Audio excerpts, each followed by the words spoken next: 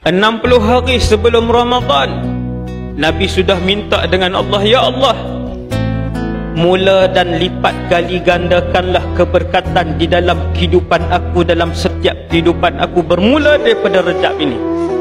Ulama kata antara sebabnya ialah nak bagi tahu bahawa Rejab, Sya'ban dan Ramadan ini dia ada kelebihan dia yang tersendiri berbanding bulan-bulan lain yang juga ada kelebihannya. 60 hari Nabi berdoa dah, ya Allah, bagilah sampai Ramadan, bagilah sampai Ramadan. Kita pun sama. Cuba tengok lidah kita, cuba tengok hati kita. Berapa kali kita berdoa kepada Allah untuk Allah sampaikan kita ke dalam satu bulan yang merupakan bulan perayaan kepada umat Nabi Muhammad sallallahu alaihi wasallam. Kalau kita sebut cerita tentang Al-Imam Syafi'i, seorang dia aja, tak payah cerita yang 100 orang lagi. Imam Syafi'i khatam Quran 60 kali dalam bulan Ramadan.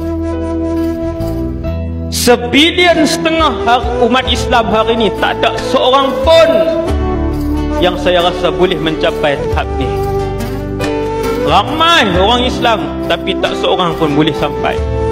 Kita bila dengar cerita Imam Syafi'i khatam 60 kali dalam bulan Ramadan, kita kata macam kisah dongeng kan. Sebulan nak habis 30 juzuk pun susah.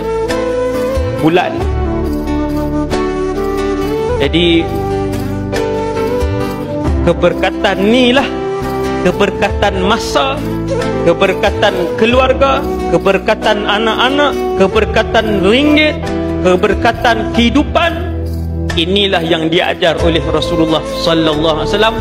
Minta daripada awal Rejab supaya bila masuk satu Ramadan, bukan baru nak bangat Injil, bukan baru nak buah giah satu, masuk Ramadan kita dah berada pada giah 4 dah mula sekarang.